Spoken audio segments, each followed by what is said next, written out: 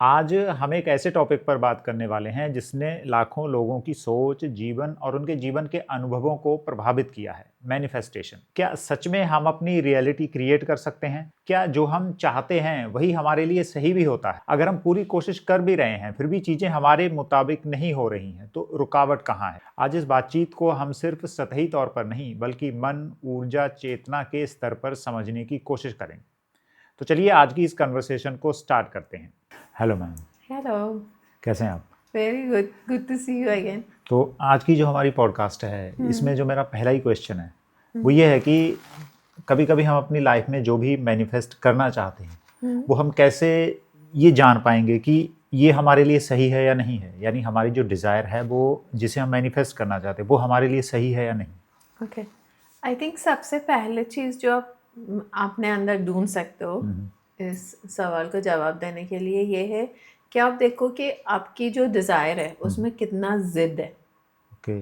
ठीक है, अगर आपको ज़िद है और डर है कि हर हालत में मेरे को ये तो चाहिए चाहिए, ठीक है, ये ज़िद हो गया।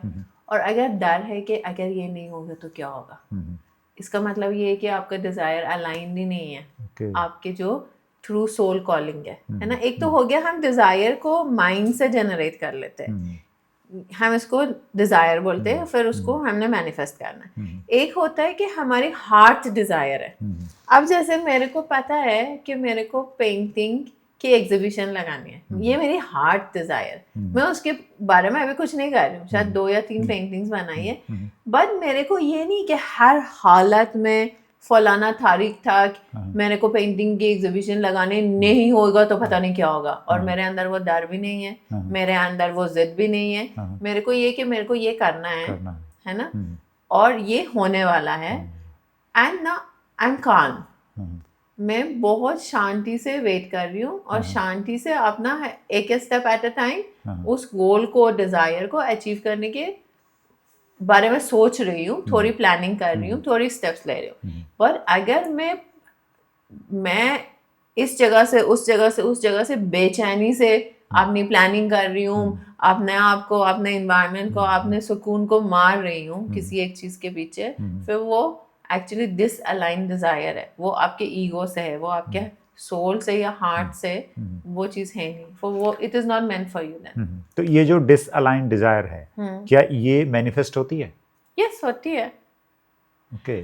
देखो, जो भी आपके माइंड में आ जाता है एक बार, वो इसलिए आ रहा है कि वो मैनिफेस्टेशन के पॉसिबिलिटी में है ना। आपने ये देखना है कि अगर मैंने ये चीज़ को डिज़ायर किया है और मेरे को ये है कि मैं इसको मैनिफेस्ट करूं, मैं इसको मैनिफेस्ट करने की कोशिश में आपने बाकी ज़िंदगी गवा तो नहीं रही, है ना।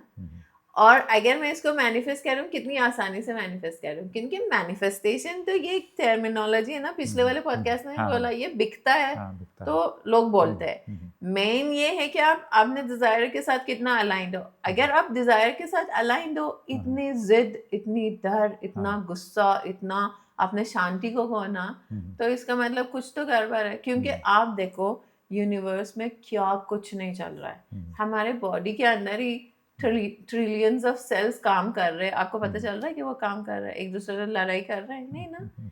ये तो नहीं एक सेल बोल रहा है, मैं लिवर बोल रहा है मैं ही काम करूंगी आज, बाकी सब खत्म, ये नहीं हो रहा ना। पीसफुली सब कुछ हो रहा है। तो इसका मतलब जो अलाइन डिजायर है वो भी पीसफुली होना चाहिए। अगर कोई चीज पीसफुल नहीं है, वो आपके लिए नहीं है, फिर वो आपका जिद है कि मैं इसको करके दिखाऊंगा, फिर वो प्रॉब्लम है। वो उसको अचीव करोगे, पर जब उसको अचीव करोगे, या कि आप उसको एंजॉय नहीं करोगे, या आप उसको लूज करोगे, या वो ऐसे लेसन आपको सिखा देगा कि अब 4 साल 5 साल बाद रिग्रेट करोगी कि मैंने अपने लाइफ में ऐसे क्यों किया। मैनिफेस्ट सब कुछ हो सकता है। ओके। जो सोच लिया वो मैनिफेस्ट हो सकता है, पर ये मैनिफेस्टेशन आपके लिए थी कि नहीं, वो आपको पता करना चाहिए पहले। ओके। तो हमें वही मैनिफेस्ट करना चाहिए जो हमारे लिए ठीक है और जिससे हम अलाइन करते हैं। यस, बिकॉज देखो यूनिवर्स में तो बहुत कुछ है। अब मैं आपको एक बड़ी स्टूपिड एग्जांपल देने वाली हूँ। मेरे को मैनिफेस्ट ये करना है कि मैंने सी में स्विम करना है, ओके, और मैं आपसे बोल रही हूँ यहाँ पे आसपास कोई सी है, आप बोलोगी लेट्स से पर्शियन गल्फ में जाओ, वहां पे आप स्विम कर सकते हो, इट्स ओपन सी, या, एंड देन आप मेरे को साथ में भी ये बोलते हो कि वहां पे शार्क्स बहुत है, देख लेना, है ना।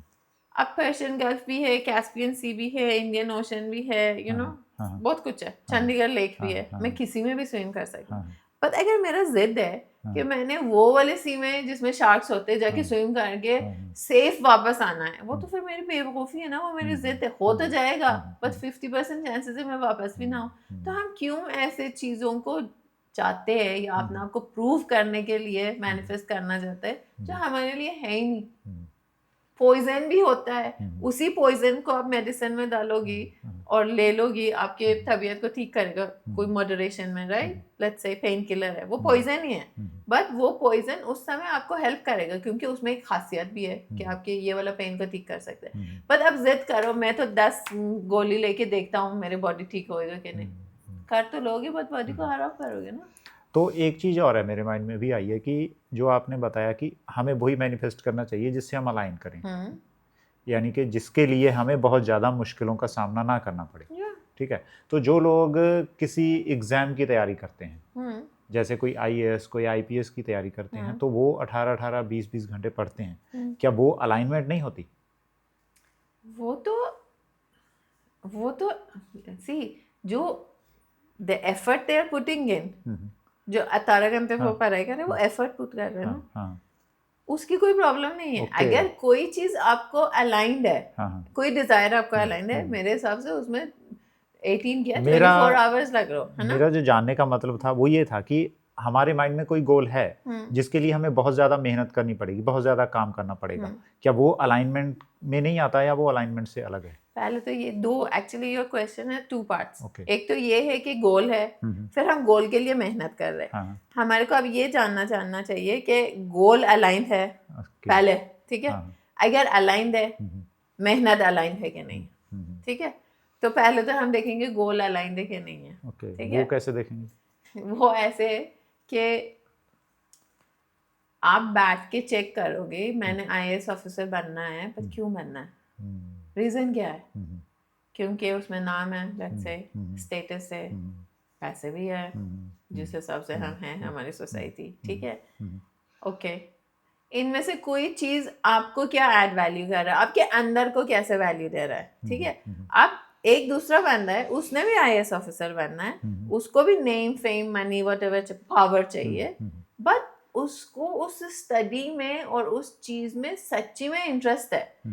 उसने बचपन से लेट्स से पॉलिटिक्स में, एडमिनिस्ट्रेशन में, कॉन्स्टिट्यूशन में बहुत इंटरेस्ट रखा है, वो बच्चे उस इंटरेस्ट के साथ, हिस्ट्री के साथ भरा हुआ ना, ये बंदा अलाइंड है। बट अगर मेरे को हिस्ट्री से नफरत है, मेरे को अथॉरिटी के सामने जाके मेरे को कोई प्रॉब्लम होती है, बट मैंने अपना आपको प्रूव करना है कि अच्छा मैं लोअर स्टेटस हूँ, मैं IAS ऑफिसर बन के ना बताता हूँ लोगों को, पावरफुल बन के, फिर ये अलाइन नहीं है। ये अलाइन नहीं है। दोनों 20 घंटे लगाएंगे, ये जाके करप्ट बनेगा, ये जाके सर्विस करेगा, you get it? ठीक है।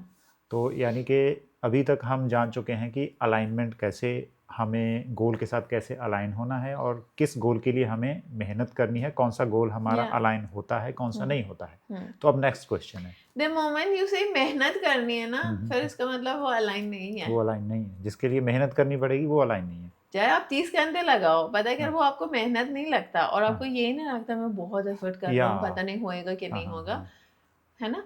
यानी कि हम जिस गोल के साथ अलाइन हैं उसके लिए अगर हमें मेहनत करनी पड़ रही है तो हमें मेहनत वो लगेगी नहीं। मेरी एक उस वॉल में पेंटिंग है, 17 साल की उम्र में मैं वो पेंटिंग बनाई हूँ। मेरी भाई की शादी हो रही थी, है ना, I should be very excited. मैं 40 दिन ईरान में थी, इंडिया से वापस गई थी क्योंकि यहाँ पे स्टडी कर रही थी। मैं 40 दिन वहाँ पे थी अपने भाई के शादी के लिए।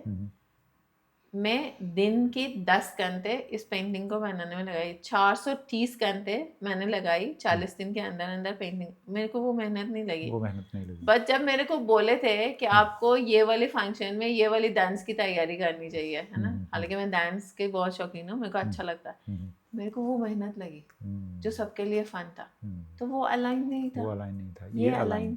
नेक्स्ट क्वेश्चन ये है कि क्या दर्द और संघर्ष जो हमें संघर्ष का मतलब स्ट्रगल हाँ, okay. पेन और स्ट्रगल, क्या हाँ. पेन और स्ट्रगल हमारी किसी भी मैनिफेस्टेशन का पार्ट हो सकते हैं?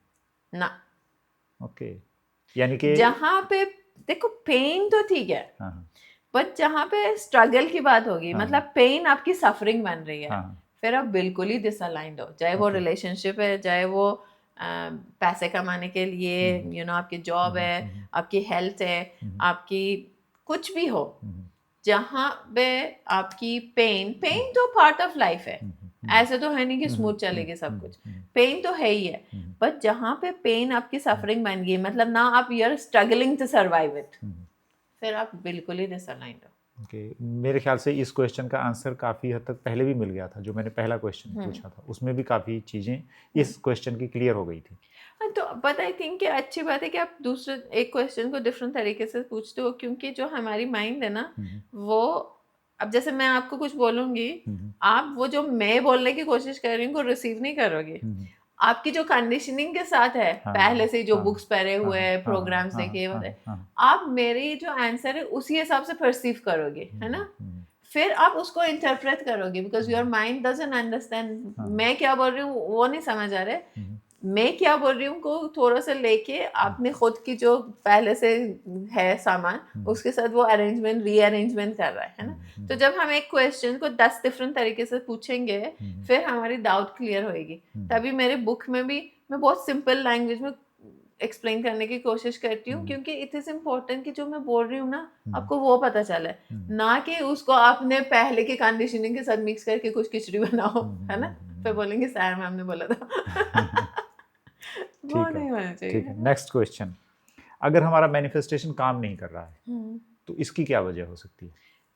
कैन बी मैनी रीजंस, काफ़ी डिफरेंट चीज़ें हो सकती है। एक हो सकती है कि अलाइन नहीं है, हाँ, वो अलाइनमेंट वाली बात आ गई। अब जैसे मैं सोच रही हूँ मेरे को ना एक बुक लिखना चाहिए, जैसे आप पूछ रहे थे आपने वो जो सीक्रेट वाला बुक है वो कब आएगा, हाँ बुक ऑफ सीक्रेट्स वो कब आएगा, तो मेरा मन में तो है कि मैं उसको लिखूं, मैं 50% लिख चुकी हूँ उस बुक को, पर मेरे को ये है कि शायद उसका अभी टाइम नहीं है। अगर उसका टाइम होता, जैसे ट्वाइस बॉन्ड को मैंने लिखा था 40 दिनों में, 42 दिन में मैंने ट्वाइस बॉन्ड पूरा कंप्लीट लिखा था, ठीक है, अगर उसका टाइम होएगा तो मेरे को एफर्ट ही नहीं लगेगी, मैं तो लिख ही जाऊंगी, जैसे 50% ऑफ द सीक्रेट भी मैंने लिखा। सो एक तो ये हो सकता है या उसकी डिवाइन टाइमिंग नहीं है ना, आप उस चीज के लिए या आप या जिसने आपको आपसे रिसीव करना है वो रेडी नहीं है, so it's not gonna be benefiting anyone, उसकी अभी कोई वैल्यू नहीं है, ठीक है। या कि ये हो सकता है वो चीज आपके लिए है ही नहीं, जितना स्ट्रगल ज्यादा है उतना उसका मतलब ये कि ये चीज आपके लिए नहीं बनाया होगा, आप जबरदस्ती कर रहे हो, ठीक है।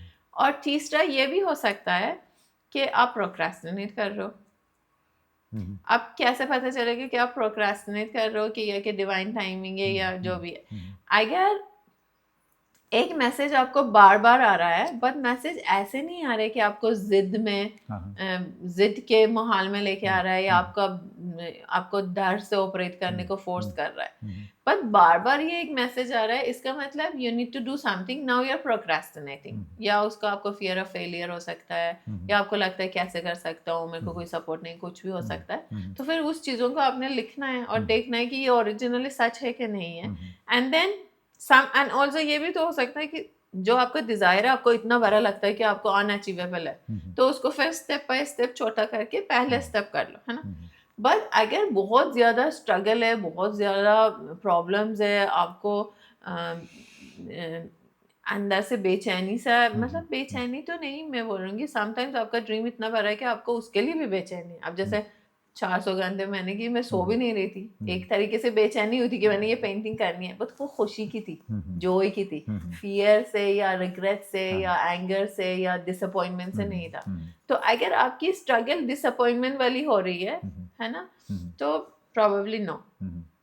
और तीसरा है कि शायद ये डिवाइन टाइमिंग नहीं है, तो डिवाइन टाइमिंग वाला भी ये है कि आप उसके लिए क्या करोगे, जब भी आपके बारे में ये चीज़ें, उस चीज़ के बारे में थॉट आएगा, आपको उसको लिखना चाहिए, एंड देन स्लोली आपको वापस जाके जर्नल में देखना चाहिए कि यहाँ पे गैप कहाँ पे है, क्योंकि मैंने तो करना है, मेरे को अच्छा भी लग रहा है, हर बार आता है मैं बहुत खुश हो जाती हूँ, पर मैं करता क्यों नहीं हूँ? फिर आपको कोई फियर ऑफ फेलियर कुछ ना कुछ निकल आएगा, जब आप उसको एक्नॉलेज करोगे फिर आप कर सकते हो। एक अभी क्वेश्चन अभी मेरे माइंड में आया है, वो लिस्टेड नहीं है। कोई बात नहीं। क्या जो हमारा गोल है, मान लीजिए वो गोल काफ़ी बड़ा है, ठीक है, लेकिन फिर भी हाँ उस गोल को लेकर हमारी फीलिंग ये रहती है कि ये तो बहुत आसान है, हाँ, फिर वो और अलाइंड है। ओके, हाँ। और उस गोल को लेकर हमारे माइंड में चीज़ें बनती हैं, ये होगा इसके बाद में ये हो जाएगा, फिर ये ऐसे कंप्लीट हो जाएगा, और ये सारी चीज़ें बहुत स्मूथ लगती हैं, यानी कि वो अलाइन है। हाँ, वो अलाइंड है। नेक्स्ट क्वेश्चन, क्या कर्मा और मैनिफेस्टेशन एक दूसरे से जुड़े हुए हैं? 100%।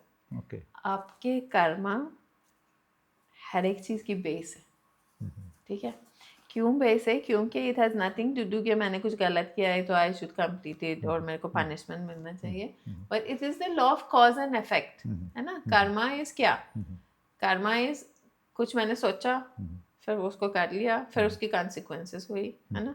यहाँ तक तो हमारे को कर्मा को लीनियर वे में समझाया हुआ है। आपने कुछ किया, गलत किया, आपके साथ गलत होने वाला है या हो गया, है ना? हम इसको जस्टिफाई करते हैं, but this is very wrong. जो कर्मा है वो आपके एक्शन से कुछ लेना देना नहीं है। कर्मा का मतलब ये है कि कॉज एंड इफेक्ट, मतलब जो भी चीज़ कहीं से भी ओरिजिनेट होएगी उसका एक इफेक्ट होएगा, और उस effect as per the law of energy which is the base of everything in this world, मतलब सब कुछ ही एनर्जी है ना? एनर्जी का ये सिस्टम है कि जहां से वो शुरू होएगा वो साइक्लिक मोशन में चलेगा। एनर्जी कभी लीनियर नहीं जा सकता। एनर्जी हमेशा ऐसे गोल गोल गोल गोल घूम रहा है, तो गोल गोल घूमेगा तो पॉइंट ऑफ इंसेप्शन तो आएगा ना जहां से शुरुआत हुई। तो कर्मा का ओरिजिनली ये मतलब है कि जहां से कोई चीज शुरू होएगी वहां पे जाके खत्म होएगी, ठीक है? फिर नया साइकिल शुरू होएगा, बिगर साइकिल, क्योंकि आप इवॉल्व हो रहे हो, है ना? आपका सोल, आपके डिजायर्स, आपके चाहते, आपकी माइंड, आपकी एवोल्यूशन, सब कुछ ग्रो हो रहा है, यूनिवर्स ग्रो हो रहा है, तो हर बार ये साइकिल बड़ा ही हो जाएगा। अब उसको ठीक करोगी तो ठीक वाला बड़ा होगा, आप उसको और खराब करोगी जेलसी से, हेट से, एंगर से, या जो भी है व्हाटएवर, है ना? तो वो और बड़ा हो जाएगा। तो कर्मा का ये मतलब है कि cause anything that I am experiencing उसका एक वजह है, और वजह हमेशा मैं ही हूँ।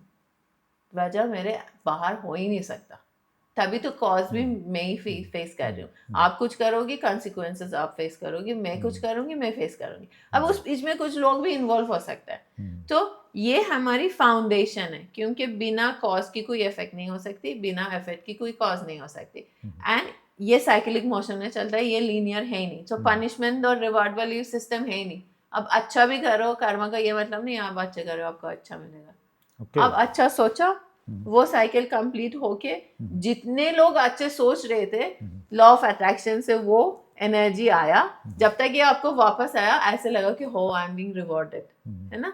बट और same with the bad thing, अगर आपने खराब किया तो जाके लॉ ऑफ अट्रैक्शन से सारे गंदे गंदे गंदे थॉट्स और लोगों को उठा के आपके पास लेके आएगा, क्योंकि आपको पता होना चाहिए मैंने अपने आप साथ क्या कर रही हूँ, है ना? जब ये पता चलेगा फिर साइकिल कंप्लीट होएगा, जब तक नहीं पता चलेगा चलता रहेगा, है ना? तो ये हमारा बेस है, विदाउट कॉज एंड इफेक्ट तो कुछ हो ही नहीं सकता, राइट? तो इसलिए आपका manifestation is a secondary law, जैसे लॉ ऑफ अट्रैक्शन बोलते हैं, वो सेकेंडरी लॉ है। उसके नीचे law of cause and effect, law of one, law of gender, law of rhythm, ये जो बेस लॉज है वो उसकी फाउंडेशन है, उसके बगैर नहीं काम कर सकता। ठीक है, नेक्स्ट एक क्वेश्चन, और इस टॉपिक पर वीडियोस हमें यूट्यूब पर बहुत मिलती हैं कि क्या हम अपनी लाइफ में किसी स्पेसिफिक पर्सन को मैनिफेस्ट कर सकते हैं? कर सकते हो, बट सबसे बड़ा गलत काम है। The worst place you can use manifestation, सबसे गलत जगह जहाँ पर आप मैनिफेस्टेशन को यूज कर सकते हो, यही है कि किसी को मैनिफेस्ट करना। कर तो सकते हो, पर जो कार्मिक पार्टनर आप मैनिफेस्ट करोगे और जो वो बंदा आके आपको सबक सिखाएगा और सिखाएगी, वो फिर आप ही जानोगे और वो बंदा या बंदी। हाँ, क्योंकि when we come to manifestation, अब मेरा फ्री विल है, जिसको मैंने मैनिफेस्ट करना है उसका भी तो फ्री विल है। उस बंदे को या बंदी को पता तो है नहीं कि मैं पीछे भरा हूँ, है ना? मैं उसको मैनिफेस्ट करने की कोशिश कर रहा हूँ, विजुअलाइजेशन, इमोशंस, फैंटेसी, व्हाटएवर, मैं सब कुछ कर रहा हूँ, मिल गया, पर वो है ही नहीं, या डिवाइन टाइमिंग नहीं है, या हमारी अलाइनमेंट मैच नहीं कर रही है, या हमारी एवोल्यूशन मैच नहीं कर रही है, या बहुत कुछ नहीं मैच करेगा, बिकॉज बायोकेमिस्ट्री, केमिस्ट्री, व्हाटएवर है ना, emotions, feelings, whatever we call love, उसके वजह से मैनिफेस्ट तो करोगे आप। फिर उसके बाद जो कार्मिक अकाउंट, कॉज एंड इफेक्ट, जो अंदर से सब कुछ हिला देगा, फिर आप सोचोगे कि मैंने अपने आप से क्या किया, और usually you lose that person. Okay, most of the time either you lose it in the sense या डाइवोर्स हो जाएगा, या सेपरेशन हो जाएगा, बिजनेस पार्टनरशिप है तो वो खराब हो जाएगा, but you lose the connection. But connection lose तो कर रहे हो, बट एक और बड़ा कार्मिक साइकिल क्रिएट कर रहे हो, क्योंकि अब पहले वाला कार्मा था, अब ये भी ऐड हो गया, और ये इतनी इंटेंसिटी के साथ ऐड हुआ है क्योंकि आप मैनिफेस्ट कर रहे थे, है ना। आप सोचो ये इतना huge atomic bomb of emotion आपके सामने है, और कभी भी एक्सप्लोड हो सकता है। और उसके बाद या बंदा जाएगा आपके लाइफ से बहुत दुख देके, या रहेगा और दुख देगा। तो जो मेरा क्वेश्चन था कि पर्सन को अट्रैक्ट करना, यानी कि हम स्पेसिफिक पर्सन को अट्रैक्ट नहीं कर सकते, अगर किसी भी पर्सन को अट्रैक्ट करना हो, मतलब कि स्पेसिफिक कर सकते हो? नहीं, स्पेसिफिक कर सकते हैं, हाँ। लेकिन वो आपने कहा कि वो हमारे लिए वो सही नहीं हाँ, होगा, सही है ना। नहीं। तो किसी भी पर्सन को, यानी कि किसी ने लाइफ पार्टनर को अट्रैक्ट करना है, हाँ, तो तो वो कैसे? उसके लिए बहुत ही डिफरेंट प्रोसेस है। ओके, जिस हिसाब के अपने लाइफ पार्टनर को अट्रैक्ट करना है, वैसा उस क्वालिटीज के साथ आपको अलाइन आपको होना अलाइन चाहिए। होना पड़ेगा, ठीक वो है, अलाइनमेंट अगर मेरे को ये चाहिए कि मेरी पार्टनर लॉयल हो, फेथफुल हो, ऑनेस्ट हो, केयरिंग हो टुवर्ड्स फैमिली, मेरे को respect they, you know all of that, फिर मेरे को वो बनना चाहिए। ओके, क्योंकि मैनिफेस्ट क्या कर सकते हो आप, जो चीज आपके साथ अलाइंड है। अब मैं if I am full of hate and anger, कैसे मैं मैनिफेस्ट करूंगी समवन फुल ऑफ लव? मैं मैनिफेस्ट भी करूंगी, मैं उसको भी अपने जैसे बनाऊंगी, ओके, एक्यूज कर करके, बदतमीजी कर करके, उस बंदे को इस लेवल तक ट्रिगर कर करके कि वो भी मेरे जैसे बनेगा। क्यों? क्योंकि यूनिवर्स बिलीव्स इन मिरर्स। जो भी बंदे मेरे सामने आएगा वो मेरे को मिरर करेगा। ओके, है ना? ठीक है, कंप्लीट। तो नेक्स्ट क्वेश्चन मेरा है कि जो हमारे थॉट्स होते हैं, क्या उनसे हमारी रियलिटी क्रिएट होती है? आपकी reality results of your thoughts ही है, thoughts and believes. Okay, but problem पता है क्या है? प्रॉब्लम ये है कि जो हमारे कॉन्शियस थॉट्स है, जो हम 10 15 20 थॉट्स एक दिन में रिमेम्बर कर सकते हैं, हमारे माइंड में मिनिमम 50,000 थॉट्स क्रॉस करते हैं, मिनिमम। ठीक है, बट हमारी माइंड की रिटेंशन कैपेसिटी है ही नहीं, है ना।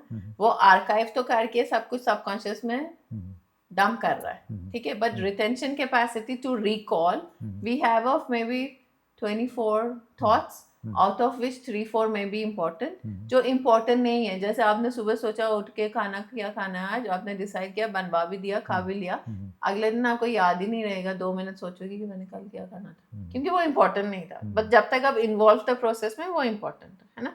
सो ऐसे भी थॉट्स है जो हम पहले रिटेन कर देते, फिर वी लेट देम गो, है ना।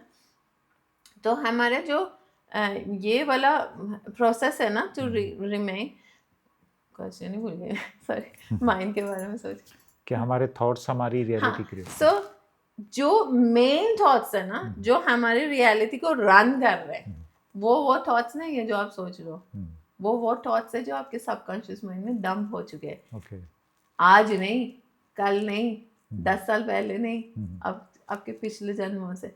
और some of those thoughts are not even yours, आपके एंसेस्टर्स, दादी नानी, यू नो, उनसे भी पीछे बिलीफ सिस्टम्स है। तो वो सबकॉन्शियस जो प्रोग्रामिंग और थॉट्स और बिलीफ्स है, वो आपके लाइफ को रन कर रहा है। आपकी रियलिटी उस स्पेस में है। ओके, ठीक है। नेक्स्ट क्वेश्चन मेरा है कि जो हमारी डिजायर होती है, डिजायर और अटैचमेंट में क्या डिफरेंस है? डिजायर तो वो हो गया ना, आपको एक थॉट आ गया, लेट्स से मैंने एक मूवी में काम करना है, किसी भी रोल में, है ना, ये हो गया डिजायर। ना अटैचमेंट इज जिद। ठीक है, मतलब वो बड़े लेमैन लैंग्वेज में समझाने की कोशिश कर रहे हैं। जब मैं एक डिजायर के साथ इतना अटैच हो गया कि अब वो desire, it can be of a person, of a work, health को लेके, कितने लोग सॉरी पागलों की तरह वर्कआउट करते, सप्लीमेंट्स लेते, वो एक अटैचमेंट हो गया, एक इमेज बना दिया, उस इमेज के साथ अटैचमेंट हो गया. Now what happens is I am getting consumed by my desire. वो अटैचमेंट. आई होप कि आपको ये कन्वर्सेशन पसंद आई होगी. तो अगर आपका कोई क्वेश्चन है और आप चाहते हैं उस पर भी हम कन्वर्सेशन करें तो आप कमेंट बॉक्स में लिख सकते हैं. इस पॉडकास्ट को अपने दोस्तों के साथ आप शेयर ज़रूर करें ताकि ये कन्वर्सेशन और ज़्यादा लोगों तक पहुंच सके. Thank you.